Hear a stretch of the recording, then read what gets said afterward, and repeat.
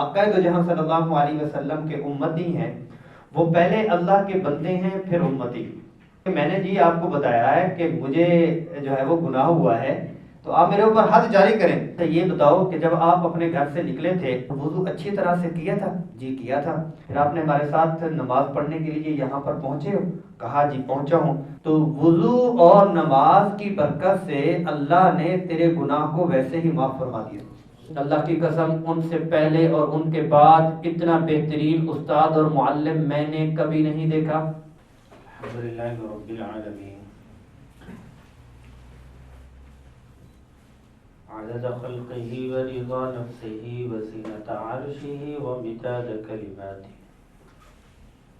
اللهم صل صلاة كاملة وسلم سلاما تاما على سيدنا محمد صلى الله عليه وسلم تنحل به العقد وتنفرج به الكرب وتقضى به الحوائج وتنال به الرغائب وحسن الخواتم ويستسقى الغمام بوجهه الكريم وعلى آله وصحبه في كل لمحة ونفس بعدد كل معلوم لك. ہمارا سلسلہ وار بیان ہفتے والے دن عشاء کے بعد ہر ہفتے کو ہی الحمدللہ ہوتا ہے. یہ سلسلہ اس سلسلے کا نام سیرت ہی تو زندگی ہے اور اسی کے تحت سیرت طیبہ کے مختلف پہلو مختلف حیثیات تھوڑی تھوڑی کر کے ہم سنتے ہیں اور تھوڑی دیر کے لیے مدینہ المنورہ ہم جاتے ہیں اور وہاں کی فضا کو، وہاں کی ہواؤں کو، وہاں کے ماحول کو، وہاں کی چاشنی کو، وہاں کی حلاوت کو، وہاں کی مٹھاس کو تھوڑا سا محسوس کرتے ہیں. کیونکہ رسول اللہ صلی اللہ علیہ وسلم نے جس جس پہلو سے امت کی تربیت فرمائی اور جس جس انداز سے فرمائی تو عقل دنگ رہ جاتی ہے اور فدا ہونے کو دل کرتا ہے. آج کا جو موضوع ہے وہ یہ ہے کہ رسول اللہ صلی اللہ علیہ وسلم کا معاملہ جو گناہ گار لوگ ہیں اور حکم عدولی کرنے والے لوگ ہیں، نافرمان لوگ ہیں، ان کے ساتھ کیا تھا. یعنی ہر ایک اس پہ تو بہت ہی بہترین ہوتا ہے کہ جو احسان کرے اس کے ساتھ وہ معاملہ بھی اچھا کرتا. اچھا یہ ہے کہ جو اچھا ہو اس کے ساتھ اچھا بننا تو ہر ایک کو آتا ہے، اور کوئی نافرمان اور گناہ گاروں کو کس طرح سے ڈیل اور پیار اور کس انداز سے ان کی اصلاح فرما رہے، یہ رسول اللہ صلی اللہ علیہ وسلم کی زندگی کا پہلو آج ہم تھوڑا سا اس کا ایک نبذہ، ایک تھوڑا سا مذاکرہ جو ہے وہ کریں گے. عقیدہ جہاں صلی اللہ علیہ وسلم کے جو اصحاب ہیں ان کو اللہ جل جلالہ نے محفوظ فرمایا. محفوظ فرمانے کا مطلب یہ ہے کہ ان کو گناہوں سے، نیکیوں سے بھی محفوظ فرمایا. لیکن یہ ہے کہ جو چیزیں ان کی طرف سے کچھ ایسی آئی ہیں جس کے اوپر حد جاری ہوئی یا ایسے کچھ معاملات واقعات آئے، اس میں مختلف حیثیات میں سے ایک حیثیت یہ ہے کہ مجھے اور آپ کو سمجھانا مطلوب تھا، اس لیے اللہ جل جلالہ نے ان سے خود سے وہ والے کام کروائے تاکہ میرے اور آپ کے لیے وہ نمونہ بھی بننے تھے اور میرے اور آپ کو وہ والے انداز اور طریقے ملنے تھے. اگر وہ محفوظ مستقل طور پر ہو جاتے اور ان کے یہ کمزور پہلو ہم تک نہ پہنچتے تو ہم اپنی کمزوریوں کو کیسے دور کرتے. ایک تو اس کی یہ حیثیت ہے. باقی یہ ہے کہ رسول اللہ صلی اللہ علیہ وسلم کو اللہ جل جلالہ کی طرف سے ہی یہ ساری ہدایات مل رہی تھی، کیونکہ جو آقا دو جہاں صلی اللہ علیہ وسلم کے امتی ہیں وہ پہلے اللہ کے بندے ہیں پھر امتی. پہلے اللہ کے بندے ہیں پھر رسول اللہ صلی اللہ علیہ وسلم کے امتی ہیں. تو آپ کی امت کو اللہ جل جلالہ نے پیار فرمایا، لیکن یہ ہے کہ اللہ جل جلالہ نے اپنے بندوں سے بھی پیار فرمایا. ہاں ڈبل پیار ہوا، ڈبل پیار. ایک یہ ہے کہ بندہ ہونے کی وجہ سے، اور دوسرا یہ ہے کہ رسول اللہ صلی اللہ علیہ وسلم کے امتی ہونے کی وجہ سے پیار زیادہ ہو چکا.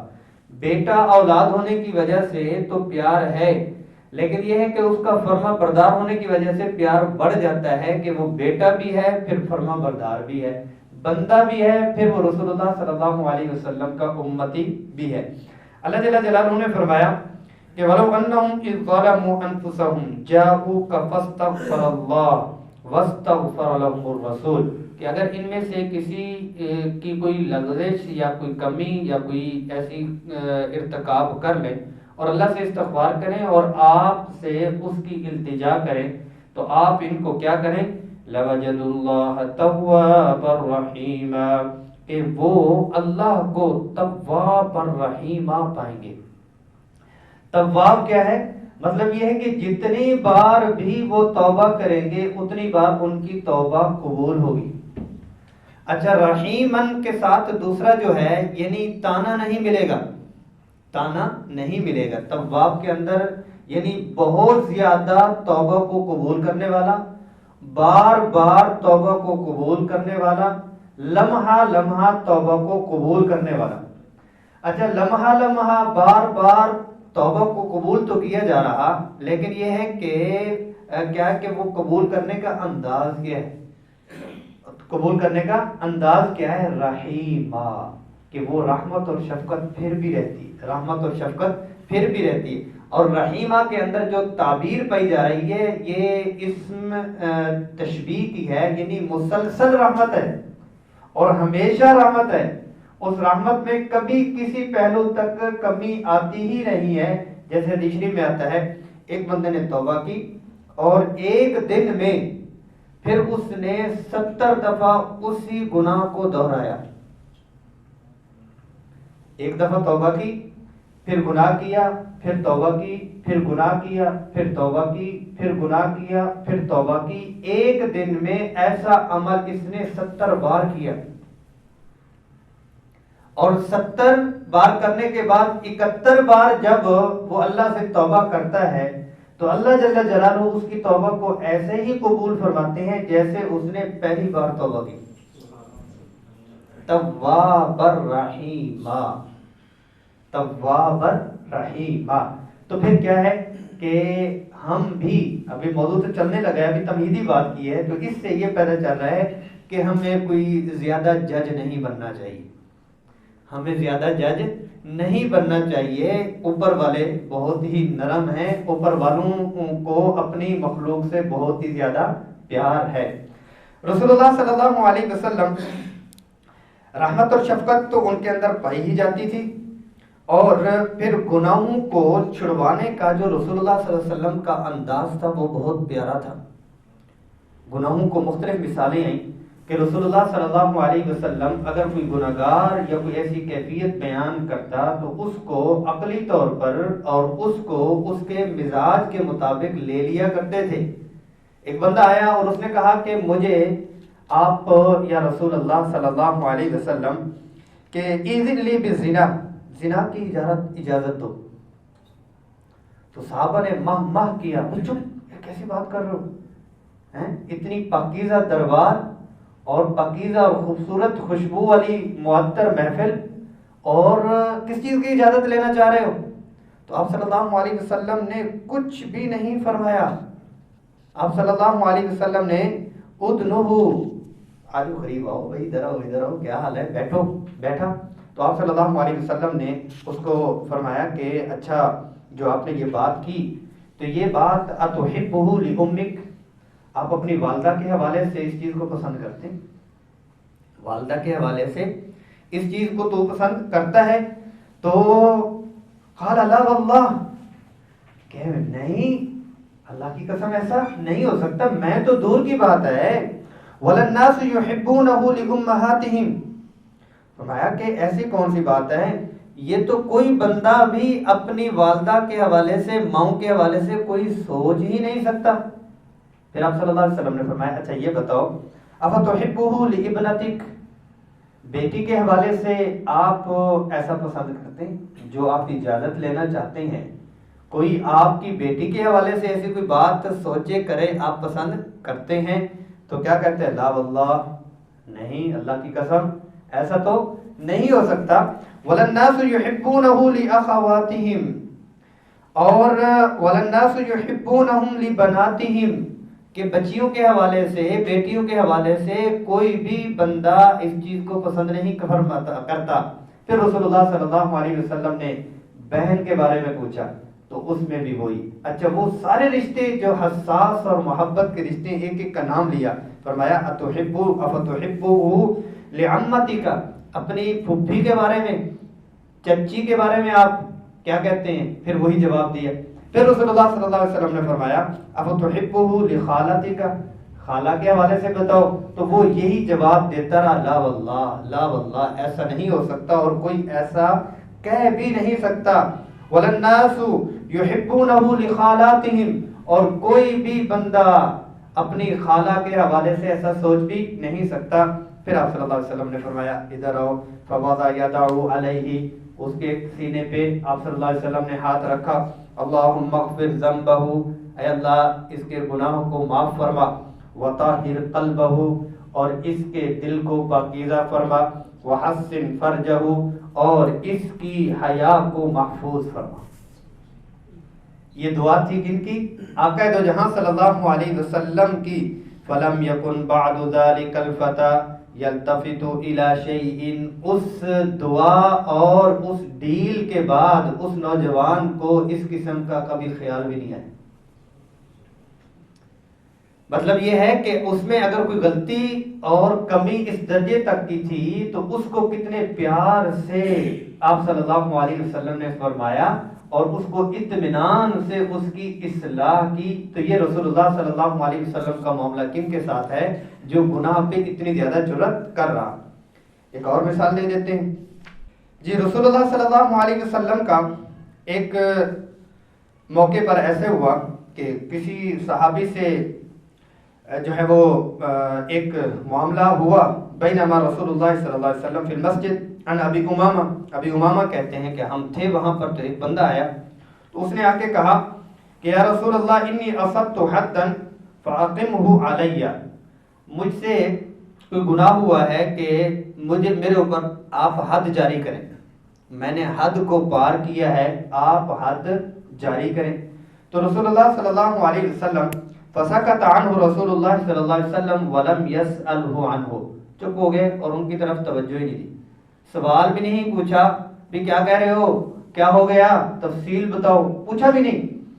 تو رسول اللہ صلی اللہ علیہ وسلم جب ایک طرف ہوئے تو پھر اس نے کہا کہ مجھے حد سے میں تجاوز کر چکا ہوں. فاقمہ علیہ میرے اوپر حد جاری کرے.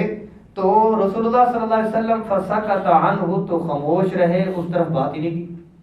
فاقیمت الصلاۃ نماز کھڑی ہونے کے قریب ہوئی تو اس کی بات نہیں کی، نماز کی طرف چل دیے. اور وہ بھی اللہ والا، اتنا اندر سے اللہ والا، صحبت رسول تھی نا، پیچھے آپ صلی اللہ علیہ وسلم کے پیچھے. تو وہ کہنے لگے کہ ابو امامہ کہتے ہیں میں بھی پیچھے دیکھتا ہوں کہ اس کو جواب کیا ملتا ہے. آپ صلی اللہ علیہ وسلم کے پیچھے پیچھے جانے لگا کہ میں نے جی آپ کو بتایا ہے کہ مجھے جو ہے وہ گناہ ہوا ہے تو آپ میرے اوپر حد جاری کریں. تو رسول اللہ صلی اللہ علیہ وسلم نے اس کی بات کو نہیں لیا اور فرمایا اچھا یہ ارأیت حین خرجت من بیتک، اچھا یہ بتاؤ کہ جب آپ اپنے گھر سے نکلے تھے الیس قد توضأت فاحسنت الوضوء، تو آپ نے وضو کیا تھا اور وضو اچھی طرح سے کیا تھا؟ جی کیا تھا. اچھا کہتا بلا یا رسول اللہ، کہا کہ ثم شہدت الصلاۃ معنا، پھر آپ نے ہمارے ساتھ نماز پڑھنے کے لیے یہاں پر پہنچے ہو؟ کہا جی پہنچا ہوں. تو پھر کہا کہ فإن اللہ قد غفر لک ذنبک، تو وضو اور نماز کی برکت سے اللہ نے تیرے گناہ کو ویسے ہی معاف فرما دیا. اس میں بہت ساری سیکھنے کی چیزیں ہیں. ایک تو یہ ہے کہ تفصیل پوچھی نہیں ہے، وہ کہہ رہا ہے کہ میرے اوپر حد جاری کرے، تفصیل نہیں پوچھی کہ بھئی آپ نے کیا کیا. ہو سکتا تفصیل پوچھ لیتے اور وہ ایسا ہوتا کہ وہ حد اس کے اوپر جاری کرنی پڑ جاتی. اور اس چھوٹی سی چیز کو کوشش یہ کی 2-3 دفعہ دائیں بائیں گھمایا تاکہ یہ پیچھے ہٹ جائے، لیکن اس نے نہیں چھوڑا اور وہ ساتھ ہی چلتا رہا. تو رسول اللہ صلی اللہ علیہ وسلم نے پھر بھی اس کو وہ والا راستہ، نیکی کا ایک دوسرا دروازہ دے دیا کہ اگر آپ سے کچھ ایسا ہوا بھی ہے تو پھر کیا ہے کہ اللہ جل جلالہ معاف فرما دیتے ہیں.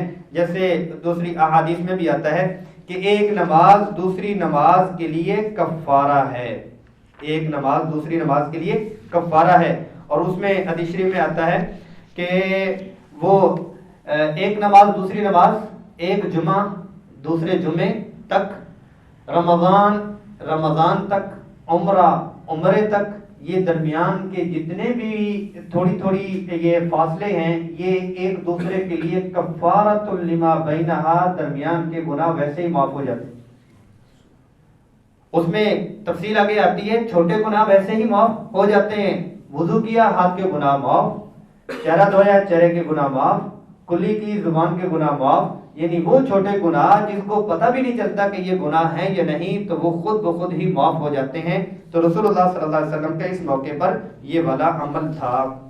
آپ صلی اللہ علیہ وسلم کسی کی گناہ اور جہالت کی وجہ سے جب کوئی چیز سمجھاتے تھے تو کمال کر دیتے تھے۔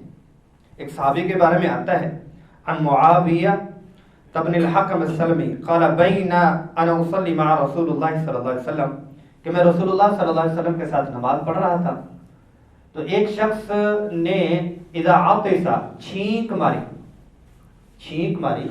تو چھینک کا رسول اللہ صلی اللہ علیہ وسلم نے بتایا ہوا کہ جب کوئی چھینک مارے تو وہ کیا کہے، الحمدللہ، اور جو سنے وہ کیا کہے، یرحمک اللہ، اور جس نے دوبارہ پہلے جس نے الحمدللہ کے اوپر یرحمک اللہ کہا تھا وہ کہے یہدیکم اللہ یا یہدیک اللہ، اللہ تعالیٰ آپ کو ہدایت دے۔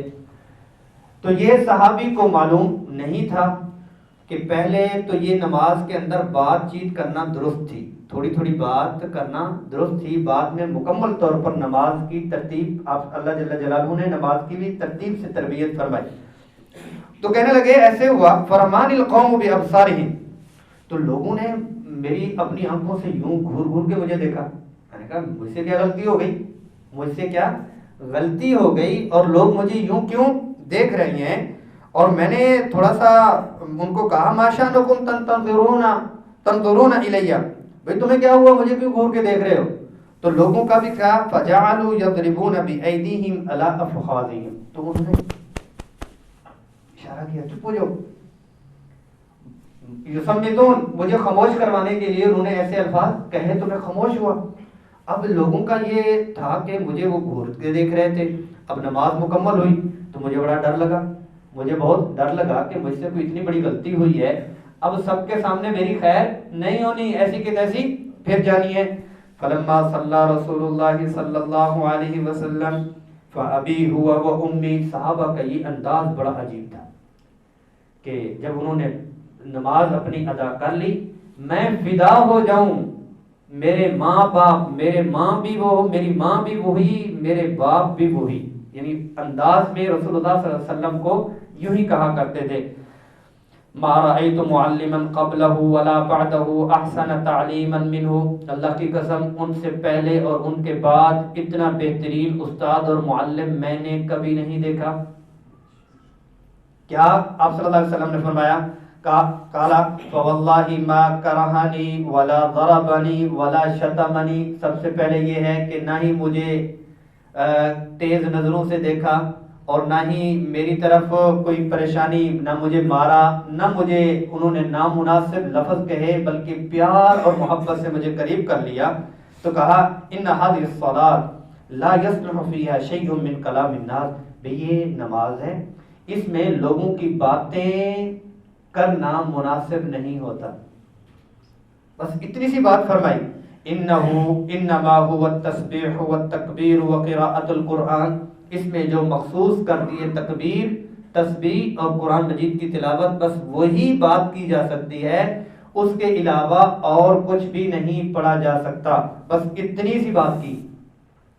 اچھا، اس پہ بہت سارے مسائل جو ہے وہ ہمارے سیکھنے کے مل رہے ہیں کہ انہوں نے یہ جو معاملہ کیا ہے اس کو ہم موبائل بیل کے ساتھ جوڑ سکتے ہیں، موبائل بیل کے ساتھ اس کو جوڑ سکتے ہیں کہ اگر کسی کی نماز کے اندر بیل کھلی رہ جائے پھر کیا ہوتا ہے، اگر اس کو مسئلے کا بھی پتہ نہ ہو تو اور زیادہ مزہ، فوراً بند کر دے تو تب تو ٹھیک ہے، اور وہ نیا نمازی یا جیسے بھی ہو اور وہ خشوع و خضوع سے نماز پڑھتا رہے اور ہر رکعت میں ہی پوری پوری بیل بج جائے. سبحان اللہ. لگ پتہ جائے اوپر سے لے کر نیچے تک کے تمام اخلاقیات, اور اللہ معاف فرمائے, اور ساتھ میں پھر اس میں اور بیل بھی وہ ہو کہ جس کو میں ابھی بول بھی نہیں سکتا. نہیں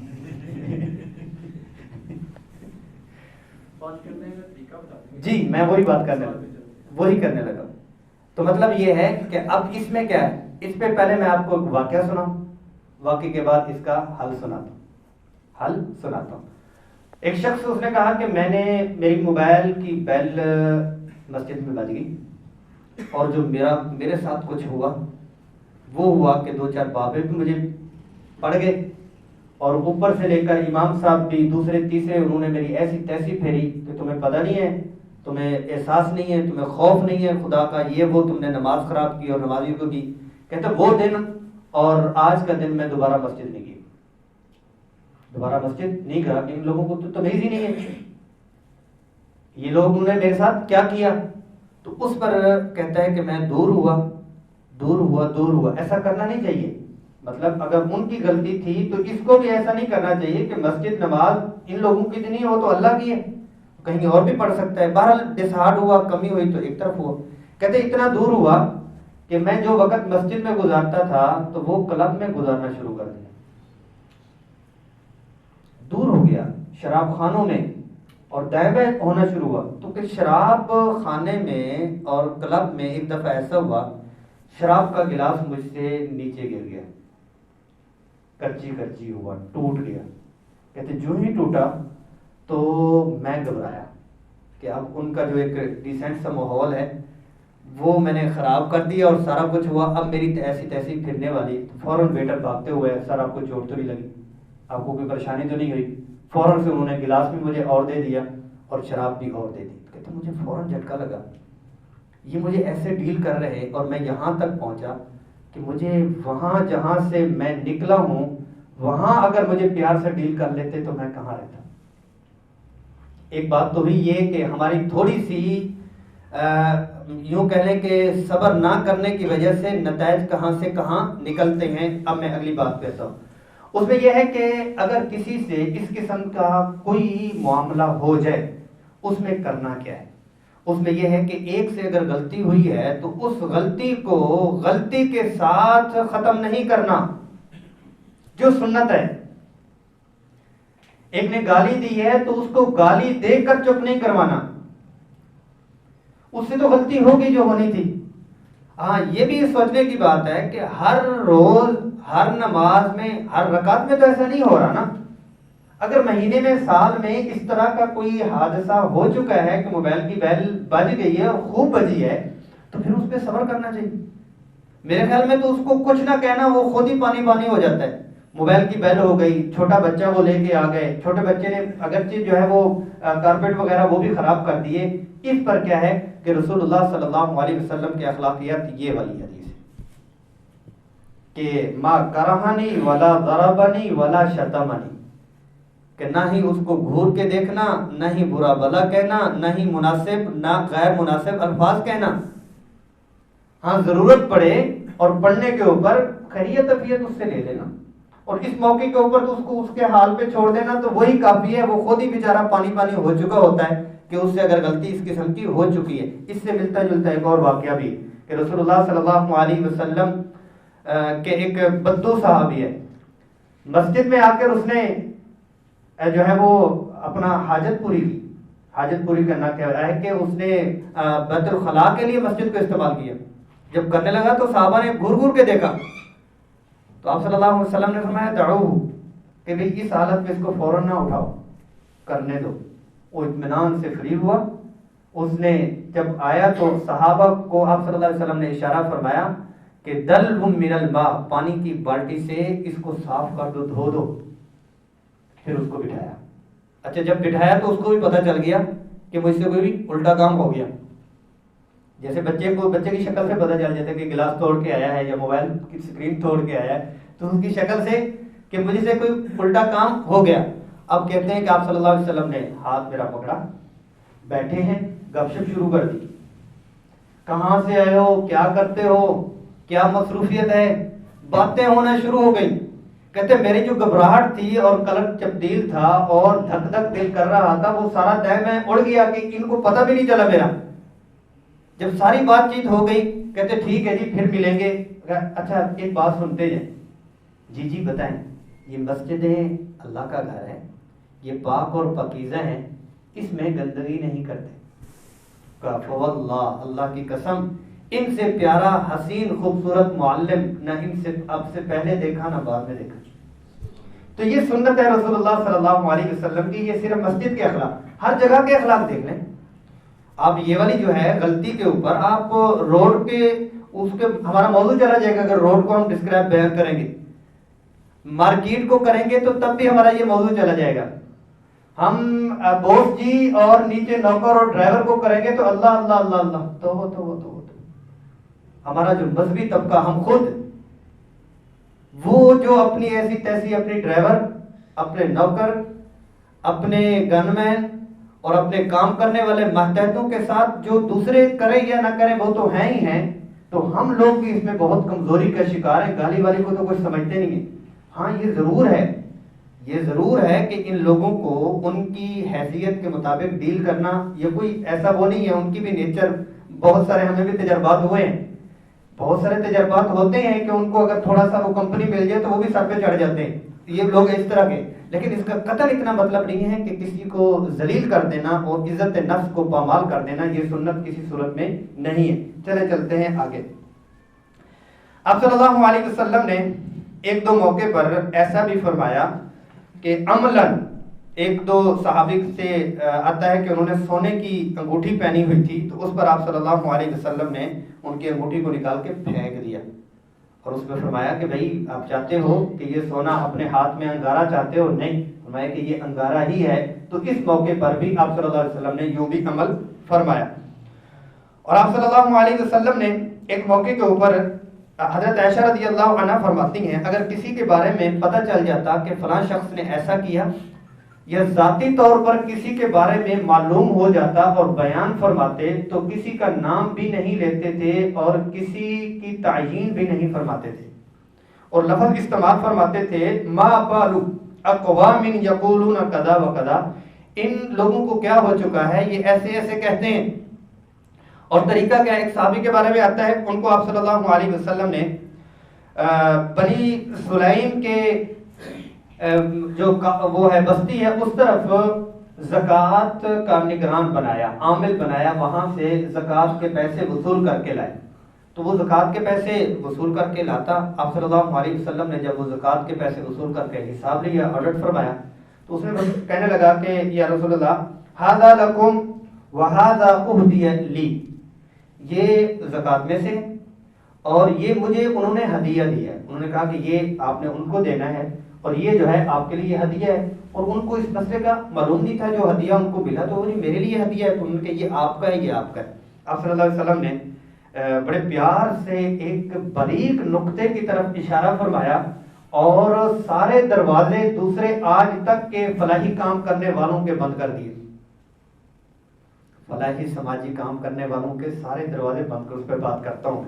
فرمایا فَهَلَّا جَلَسْتَ فِي بَيْتِ أَبِيكَ وَأُمِّكَ حَتَّى تَأْتِيَكَ هَدِيَّتُكَ إِن كُنتَ صَادِقًا. کہتے کتنا ہی اچھا ہوتا آپ اپنے ابو اور امی کے گھر میں بیٹھے رہتے اور یہ جو ہدیے آپ کو پہنچے ہیں آپ کے گھر میں پہنچ جاتے، کتنا بہترین ہوتا. ان كنت صادقا.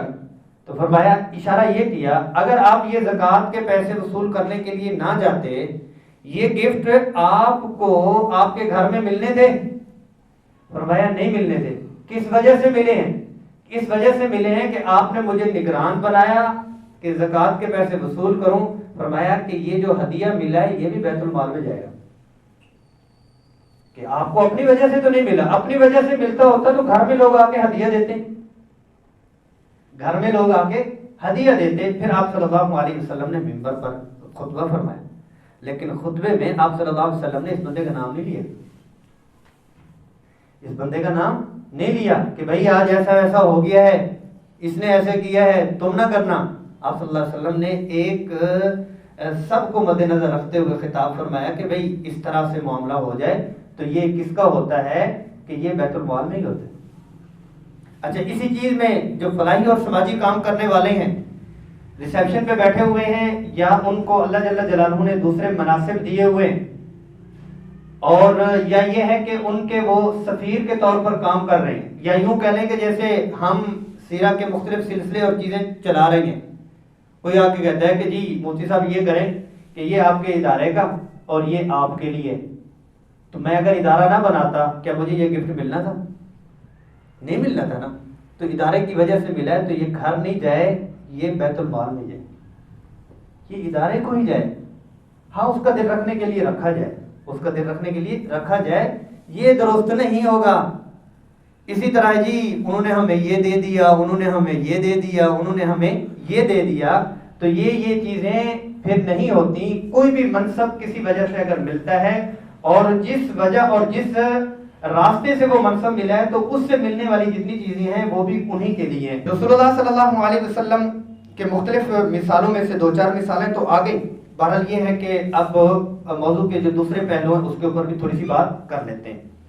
اس میں یہ ہے کہ گناہ کی تعریف کیا ہے، گناہ کس کو کہتے ہیں، گناہ کس کو کہتے ہیں، اس کی مختلف اصطلاحات کرنے کی بجائے حدیث شریف میں جیسے آتا ہے ما حاک فی صدرک وکرہت ان یطلع علیہ الناس، جو آپ کے دل میں کھٹکے، آپ کے دل میں کھٹکے اور اس چیز کو تم برا مانو کہ لوگوں کو اس کا پتہ چل جائے، لوگوں کو اس کا پتہ چل جائے، تو یہ گناہ ہے، یہ الٹا کام ہے، یہ پٹھا کام ہے۔ یعنی گناہ کی تعریف میں خود بندے کو پتہ چل جاتا ہے کہ یہ میں الٹا کام کر رہا ہوں، اور الٹے کام کی نشانی یہ ہے کہ میں تنہائی میں کروں اور لوگوں کو اس کا پتہ بھی نہ چلے، تو یہ گناہ ہے۔ اور اصطلاح میں اس کو یہی کہتے ہیں کہ جو اللہ جل جلالہ نے چیزیں منع فرمائی ہیں، اس کی نشاندہی فرما دی، اس کو کرنا یہ گناہ ہے، اس کو کرنا یہ گناہ ہے۔ پھر گناہ کی 2 قسمیں ہیں، ایک صغیرہ گناہ ہے، ایک کبیرہ گناہ ہے۔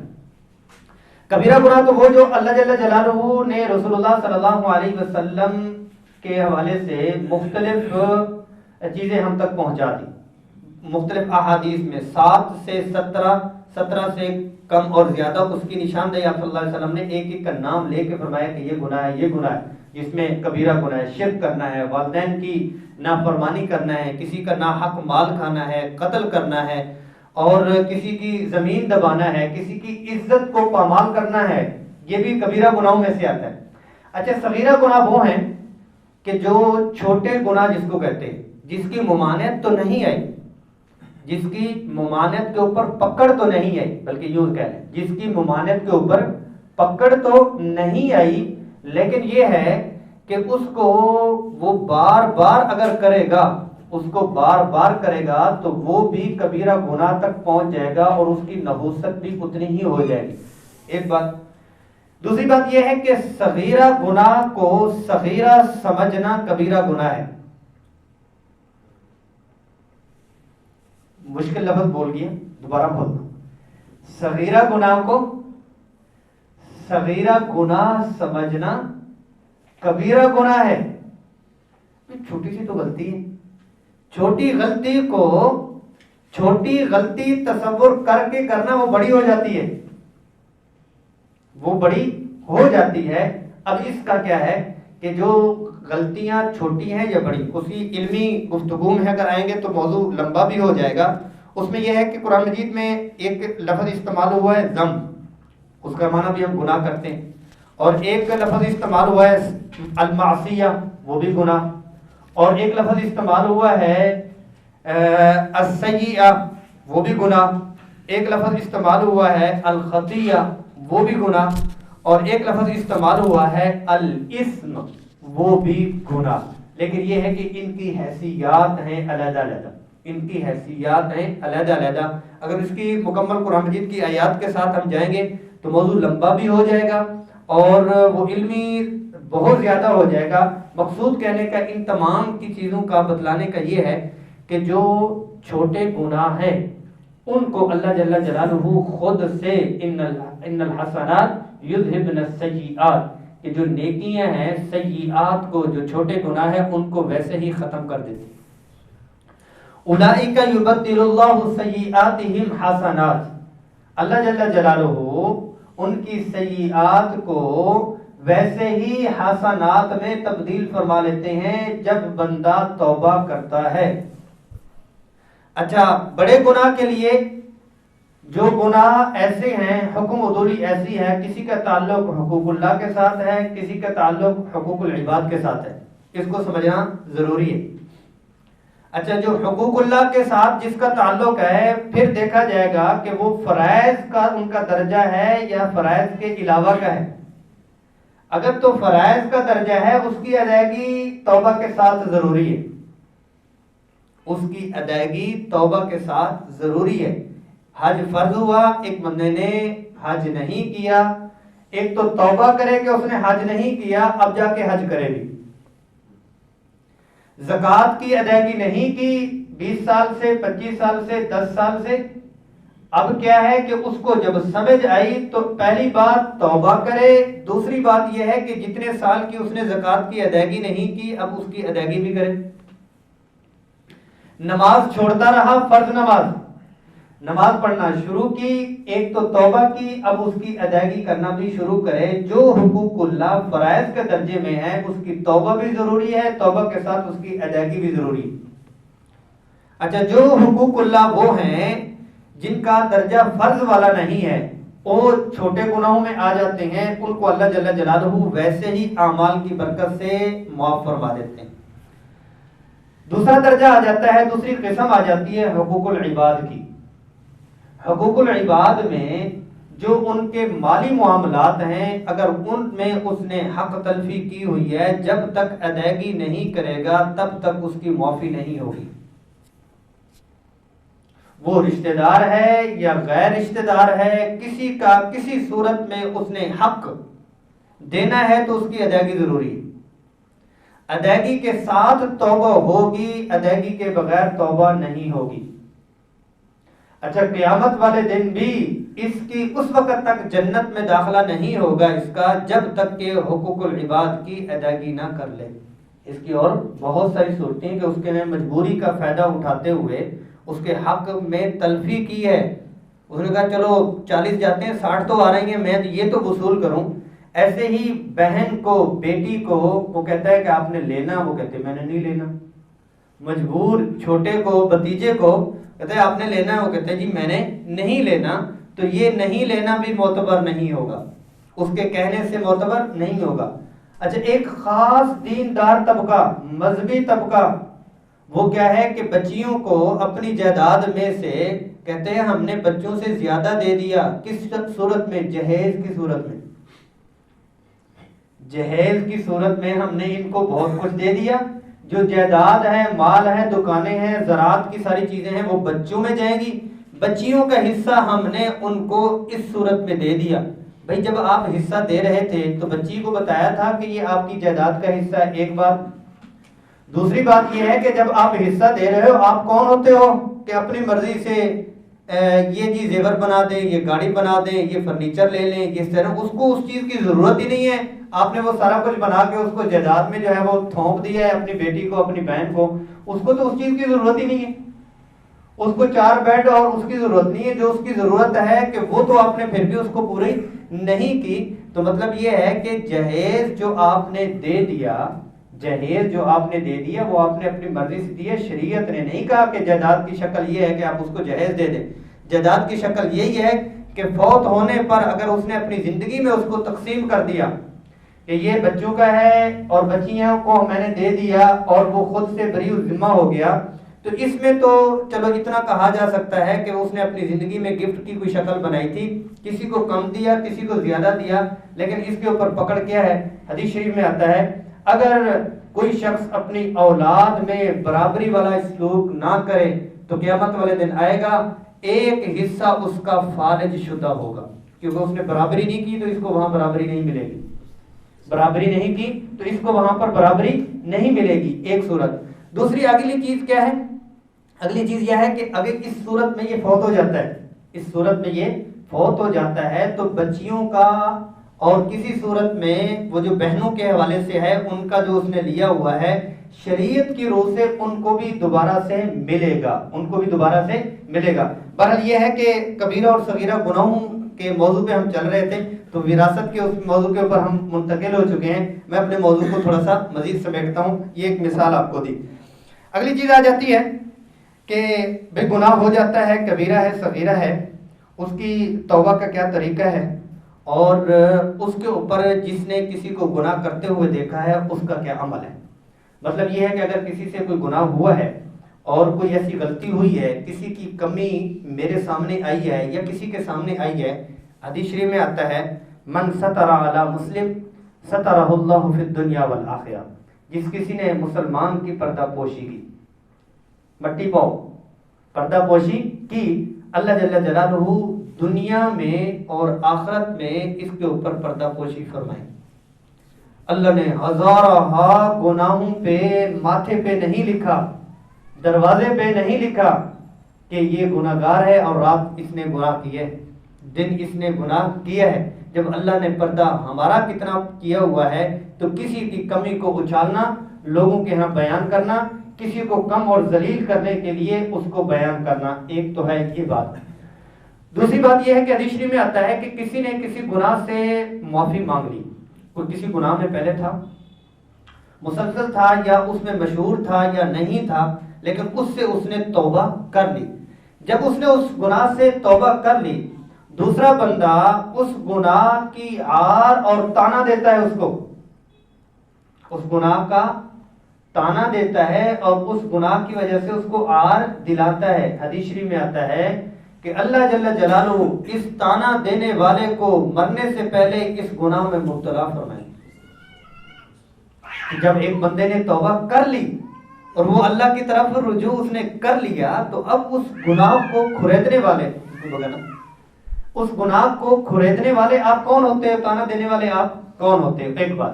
پھر یہ ہے کہ توبہ کا طریقہ کیا ہے، اگر گناہ ہو جاتے ہیں تو توبہ کا طریقہ کیا ہے۔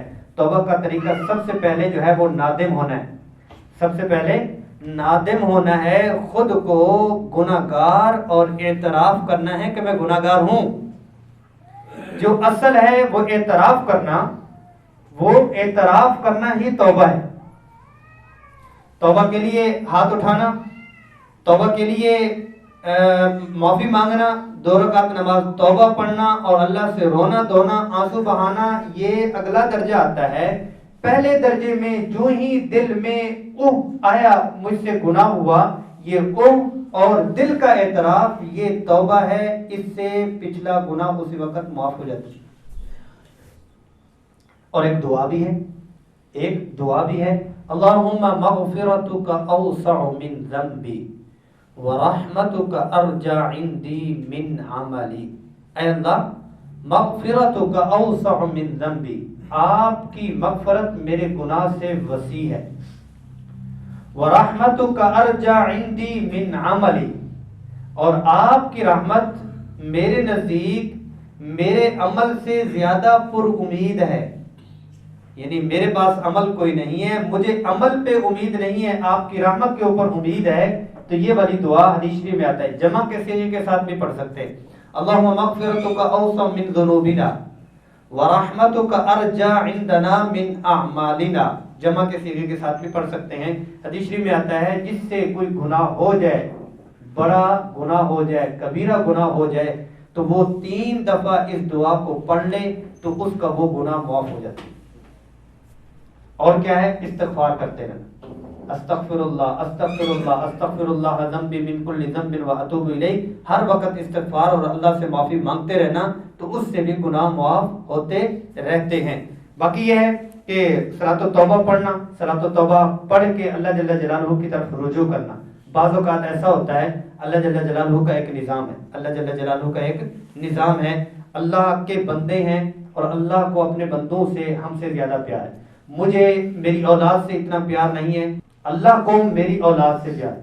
مجھے میرے والدین سے اتنا پیار نہیں ہے، میرے والدین کو مجھ سے اتنا پیار نہیں ہے جتنا اللہ کو میرے والدین سے، مجھ سے، تمام مخلوق سے پیار ہے۔ اللہ کا رشتہ ہمارے رشتوں سے پہلے ہے، اللہ کا تعلق اور پیار پہلے ہے، تو پھر یہ ہے کہ اس تعلق اور پیار کے اوپر چھوڑنا چاہیے، بھائی اللہ کے بندے ہیں، میں ہر وقت ہر ایک کے اوپر جج نہیں بن سکتا، اس میں کیا ہے کہ اللہ غفور اور رحیم ہے۔ ہاں اتنی ضرور چیز ہے کہ اگر وہ والد ہے، اگر وہ کسی ادارہ کا منتظم ہے، اگر وہ کسی ذمہ داری میں ہے، ان کی اصلاح اور ان کی جو چیزوں کو ختم کرنا ہے، اس کے اوپر تو وہی طریقہ آئے گا جو رسول اللہ صلی اللہ علیہ وسلم نے فرما دی ہے کہ اس طریقے سے ان کو ڈیل کرے گا، لیکن اس کے اوپر وہ پردہ پوشی کرتے ہوئے ان کی اصلاح کر سکتا ہے۔